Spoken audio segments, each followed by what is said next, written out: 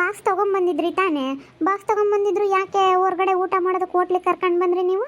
ಹಾಂ, ಚೆನ್ನಾಗಿರ್ತಪ್ಪ ಒಬ್ಬಟ್ಟು ಊಟ, ಸೂಪರಾಗಿತ್ತು. ಇಲ್ಲಿ ಸೂಪರಾಗಿರುತ್ತೆ ಒಬ್ಬಟ್ಟು ಊಟ. ನಾನೊಂದು ಸತಿ ಊಟ ಮಾಡಿದ್ದೆ, ಅದಕ್ಕೆ ನೀನು ಕರ್ಕೊಂಬಂದಿದ್ದು. ಅವಳೇನೋ ಚಿತ್ರಾನ್ನ ಗೊಜ್ಜು ಮಾಡಿದಳು, ಅಷ್ಟು ಹುಣಸೆ ಹುಳಿ ಹಿಂಡುಬಿಟ್ಟು ಹುಣಸೆ ಹಣ್ಣಿನ ಚಿತ್ರಾನ್ನ ಅಂತ ಮಾಡವಳೆ. ತಿನ್ನೋಕ್ಕಾಗಲಿಲ್ಲ, ಹುಳಿ ಹುಳಿ ಹುಳಿ ಹುಳಿ ಹುಳಿ. ಅದಕ್ಕೆ ಒಬ್ಬಟ್ಟು ಊಟ ತಿನ್ನಕ್ಕಂತ ಕರ್ಕೊಂಬಂದಿದ್ದೀನಿ. ನನಗೆಲ್ಲಪ್ಪ ಇವರು ಹಿಂಗೆ ಕರ್ಕೊಂಡು ಹೋಗ್ತಾ ಇದ್ದಾರೆ ಬೈಕಲ್ಲಿ ಕೂರಿಸ್ಕೊಂಡು ಅನ್ನಂಗೆ ಆಯಿತು. ಬನ್ನಿ, ನೀವು ಸುಮ್ಮನೆ ಏನು ಮಾತಾಡಬೇಡಿ, ಸುಮ್ಮನೆ ಜೊತೆಗೆ ಬನ್ನಿ ಅಂತ ಹೇಳಿದ್ರಲ್ಲ, ನೀವು ಎಲ್ಲಿಗೆ ಹೋಗ್ತೀರಪ್ಪ ಕರ್ಕೊಂಡು ಅಂತ ಅಂದ್ಕೊಂಡೆ.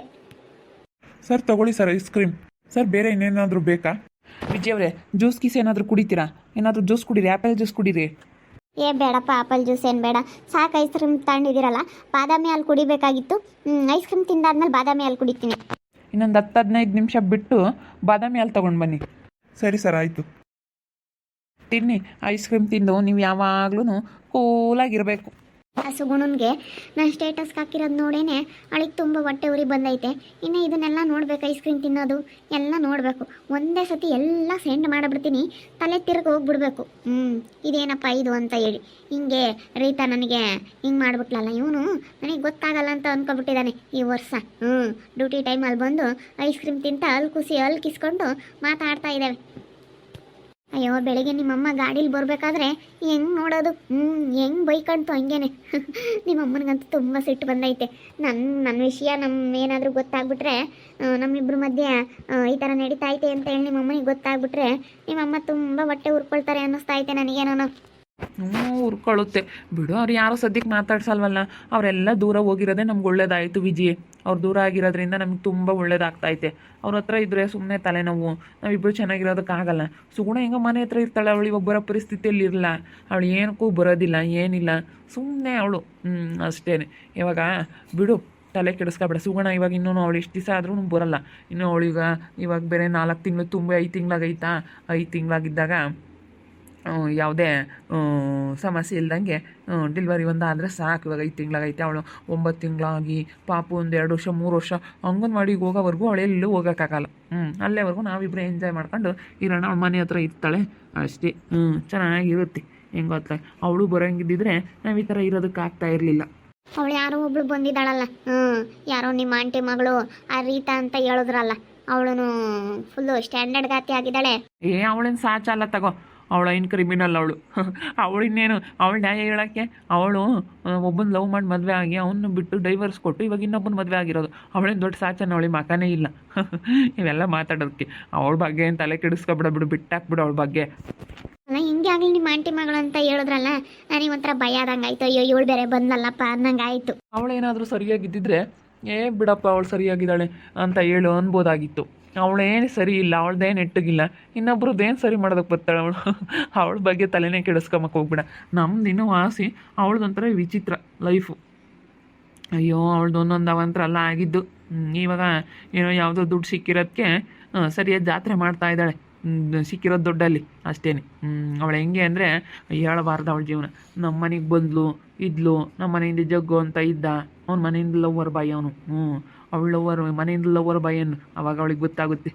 ಕೆಲಸದ ಹತ್ರ ನೀನು ಹಂಗೆ ಅನ್ಬೇಕು. ನಿನ್ನ ಹತ್ರ ಯಾವಾಗಾದ್ರೂ ಕೆಲಸ ಮಾಡ್ತಿರ್ತಾಳಲ್ಲ, ಮನೆಯಿಂದ ಲವ್ವರ್ ಬಾಯ್ ಅನ್ಬೇಕು, ಗೊತ್ತಾಗುತ್ತೆ.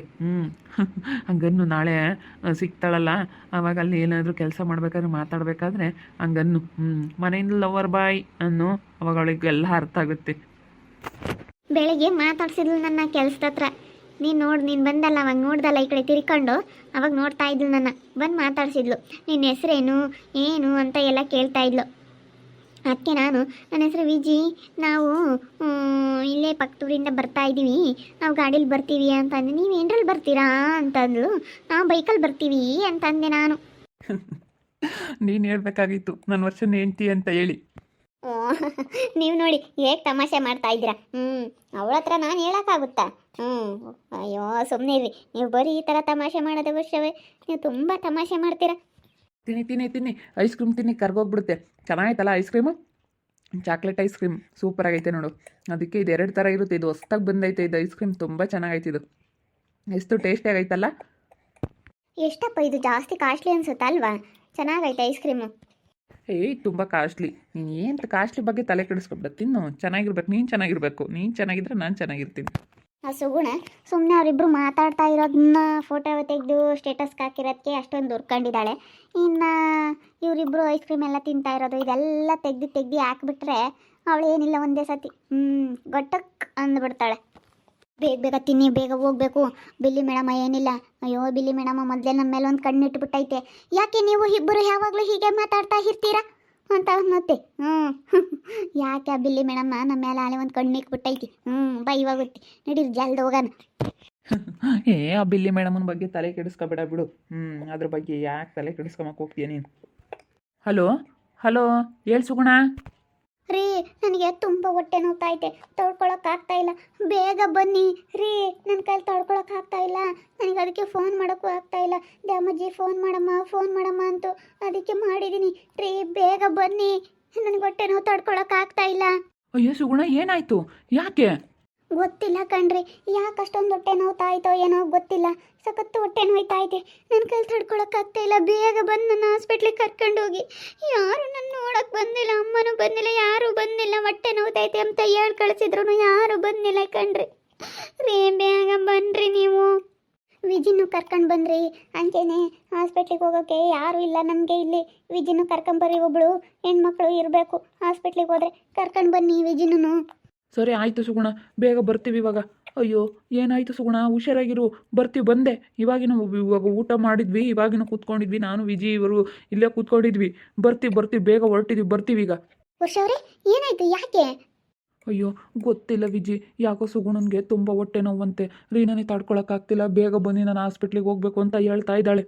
ಬೆಳಿಗ್ಗೆನೇ ನನ್ನ ಹತ್ರ ಹಂಗಂದ್ಲು, ಆದರೆ ಸ್ವಲ್ಪ ಹೊಟ್ಟೆ ನೋವ್ತೈತೆ ಅಂದ್ಲು. ನೆನ್ನೆ ಬೋಂಡ ಗಿಂಡ ಎಲ್ಲ ತಿಂದಿದ್ಲಲ್ಲ, ಅದಕ್ಕೆ ಅನಿಸುತ್ತೆ. ಬಿಡಿ ಇನ್ನೇನು ಹೋಗೋಣ. ಇಲ್ಲ ವಿಜಿ, ನನ್ನ ಕೈಲಿ ತಡ್ಕೊಳಕ್ಕಾಗಲ್ಲ. ಬೇಗ ಹಾಸ್ಪಿಟ್ಲಿಗೆ ಹೋಗ್ಬೇಕು, ಬೇಗ ಬರ್ರಿ ಅಂತ ಹೇಳಿ ಫೋನ್ ಮಾಡಿದ್ಲು. ಬೇಗ ಹೋಗ್ಬೇಕು ಕಣೆ. ಅಯ್ಯೋ ಗ್ಯಾಸ್ಟ್ರಿಕ್ಕಾಗಿ ಆ ಥರ ಆಗಿರುತ್ತೆ ಬಿಡಿ, ಏನು ಸಮಸ್ಯೆ ಇಲ್ಲ. ನೀವು ಸುಮ್ಮನೆ ಯಾಕೆ ತಲೆ ಕೆಡಿಸ್ಕೊಂತೀರ? ಏನಿಲ್ಲ ಸುಮ್ಮನಿರಿ, ಅದೆಲ್ಲ ಸರಿ ಹೋಗುತ್ತೆ. ಹೇಗಿಲ್ಲ ಹೋಗೋಣ, ಹೆಂಗನಾಗಲಿ ರಜೆ ಮಾಡಿಬಿಟ್ಟು ಆಫ್ಟಿಗೆ ಹೋಗ್ಬಿಡೋಣ ಬಾ. ವಿಜಿನೂ ಕರ್ಕೊಂಡು ಬಾ ಅಂತ ಹೇಳಿದ್ಲು, ಬಾ ಹೋಗೋಣ. ಹೌದಾ, ನಾನು ಬರ್ಬೇಕು. ಅಷ್ಟೊಂದು ಹೊಟ್ಟೆ ನೋವು ಬೆಳಗ್ಗೆ ಹಂಗೆ ಅಂದ್ಲು ನನ್ನ ಹತ್ರ. ನಾನು ಯಾಕೋ ಗ್ಯಾಸ್ಟ್ರಿಕ್ ಆಗಿರುತ್ತೆ, ಏನಾದ್ರೂ ಸ್ವಲ್ಪ ಮಜ್ಜಿಗೆ ಕುಡಿ ಅಂತ ಹೇಳಿ ಬಂದೆ. ಆದರೆ ಜಾಸ್ತಿ ಆಗೈತಂತ ಇವಾಗ. ಅವನೇ ಸಖತ್ತು ಹೊಟ್ಟೆ ನೋವಂತೆ, ತಡ್ಕೊಳಕ್ಕಾಗ್ತಾ ಇಲ್ಲ ಬಾ ಅಂತ ಹೇಳಿ ಹೇಳ್ತಾ ಇದ್ಲು ಅವಳು. ಅದಕ್ಕೆ ಅದು ಏನಾಗೈತೋ ಏನೋ ಗೊತ್ತಿಲ್ಲ. ನನಗಂತೂ ತುಂಬ ಭಯ ಆಗ್ತೈತೆ ಕಣೆ ವಿಜಿ. ಅಯ್ಯೋ ಭಯ ಪಡೋ ಅಂಥದ್ದೇನೂ ಆಗಿಲ್ಲ, ಸುಮ್ಮನಿರಿ. ಯಾಕೆ? ತಿನ್ನಿರಿ, ಬೇಗ ಐಸ್ ಕ್ರೀಮ್ ತಿಂದೋಗೋಣ. ಜಾಸ್ತಿ ರೇಟ್ ಬೇರೆ ಕೊಟ್ಟಿದ್ದೀವಿ, ತಿನ್ನಿರಿ. ಐಸ್ ಕ್ರೀಮ್ ಬಿಸಾಕಬಾರ್ದು, ತಿನ್ನಿರಿ. ಜಾಸ್ತಿ ಎಲ್ಲ ತಿಂದು ಎಲ್ಲ ಕ್ಲೀನಾಗಿ ನೀಟಾಗಿ ತಿನ್ನಿರಿ. ಇಷ್ಟೊಂದು ಕೊಟ್ಟಿದ್ದೀರಾ, ಇದಕ್ಕೆ ಎಷ್ಟಕ್ಕೊಂದೊಂದಿದು? ಎಷ್ಟೋ ಏನೋ, ನೀನು ಬಾದಾಮಿ ಹಾಲು ಕುಡ್ದು ಬರ್ತೀಯನ, ನಂಗೆ ಬೈಕ್ ತೊಗೊಂಡು ಬರ್ತೀನಿ. ಬಿಡಪ್ಪ, ಏನು ಬಾದಾಮಿ ಹಾಲು ಬೇಡ, ಏನು ಬೇಡ, ಸಾಕು ಐಸ್ ಕ್ರೀಮೇ ತಿಂತೀನಿ. ಸಾಕಿದ್ನೇ ತಿಂದರೆ ಚೆನ್ನಾಗೈತೆ. ಅಯ್ಯೋ ನಮ್ಮ ಸುಗುಣನಿಗೆ ತುಂಬ ಹೊಟ್ಟೆ ನೋವಂತೆ. ಇಲ್ಲಿ ನೋಡಿದ್ರೆ ನಾವು ಎಷ್ಟು ಖುಷಿಯಿಂದನ ಐಸ್ ಕ್ರೀಮ್ ತಿಂತ ಕೂತ್ಕೊಂಡಿದ್ವಿ, ಆದರೆ ಇಂಥ ಸುದ್ದಿ ಬಂದುಬಿಡ್ತು. ಯಾಕೋ ಏನೋ ತುಂಬ ಹೊಟ್ಟೆ ನೋವ್ತಾಯ್ತೆ, ಬರ್ರಿ ಬೇಗ ಅಂತ ಹೇಳಿ ಫೋನ್ ಮಾಡಿದಾಳೆ. ಅದೇನಾಗೈತೋ ಏನೋ, ಹೋಗಿ ಹಾಸ್ಪಿಟ್ಲಿಗೆ ಕರ್ಕೊಂಡು ಹೋಗ್ಬೇಕು. ಏನಾಗೈತಪ್ಪ ದೇವ್ರೆ, ಏನೂ ಆಗಲಿಲ್ಲ ಅಂದರೆ ಸಾಕಪ್ಪ.